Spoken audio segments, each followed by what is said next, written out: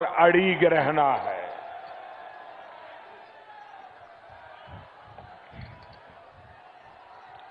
भाइयों और बहनों, मजबूरी और अवसरवाद की इस महामिलावट का पंजा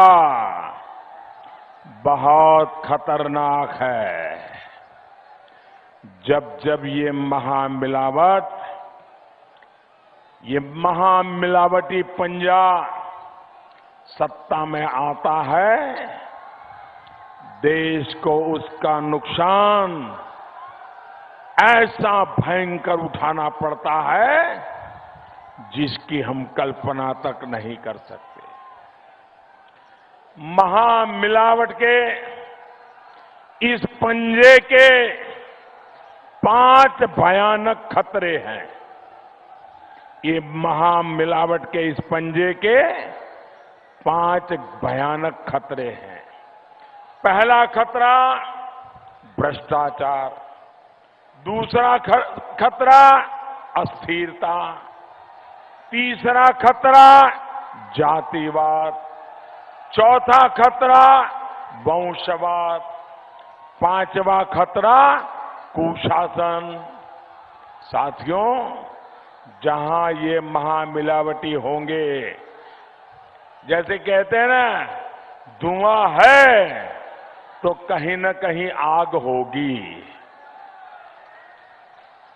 उसी प्रकार से जहां जहां भ्रष्टाचार होगा तो मान लेना ये महामिलावटी लोग होंगे, और जहां जहां महामिलावटी होंगे वहां वहां भ्रष्टाचार होगा।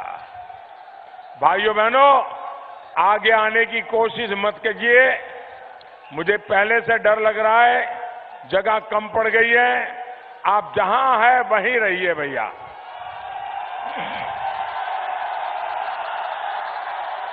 वे हर चीज में, भाइयों बहनों, ये महामिलावटी लोग हर चीज में लूट का रास्ता निकालते हैं।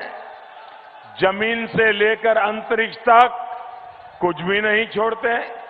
याद करिए, कांग्रेस के नामदार किसानों की जमीन को ट्रस्ट के नाम पर कब्जा करते हैं और फिर उसको हड़प लेते हैं। किसानों से जमीन लेते हैं, फैक्ट्री के नाम पर उस पर अपने लिए नोटों की खेती करते हैं। यहां अमेठी में तो यही हुआ था ना। साथियों, आज सुबह ही मैं पढ़ रहा था कि नामदार के बिजनेस पार्टनर को व्यापार में उसके सहयोगी को कैसे रक्षा सौदों में शामिल किया गया था। नामदार के साथी पर रक्षा सौदों के दौरान मेहरबानी उस समय दिखाई गई जब केंद्र में कांग्रेस की सरकार थी। सरकार भी अपनी, दोस्त भी अपना, और रक्षा सौदा भी बड़ा, यानी नामदार की मलाई का पूरा इंतजाम था। मीडिया में आई रिपोर्ट बहुत से सवाल खड़े कर रही है, और इन लोगों ने कैसे देश को लूटा है इसका खुलासा कर रही है। और एक ही रटा रटाया वाक्य बोला जाता है, जांच कर लो, जांच कर लो, जांच कर लो। मैं देशवासियों को बताता हूं, इनके लिए जितने मुद्दे जांच के दायरे में हैं, 20-20, 40-40 नोटिस सरकार के भिन्न भिन्न विभागों ने दी है। एक बार भी हाजिर नहीं होते हैं, न उनके वकील आते हैं, न जवाब देते हैं, टालते रहते हैं।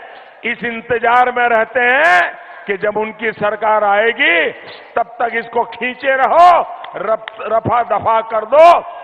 एक भी जांच को ये परिवार एक नागरिक के कर्तव्य के रूप में कोई सहयोग नहीं करता है। अदालतों को हुक्म करना पड़ता है। ऐसे ये लोग सरकार को, कानून को, संविधान को न मानने वाले लोग और मीडिया में बैठ करके कह देते हैं जांच के लिए तैयार है। इससे बड़ा झूठ क्या हो सकता है।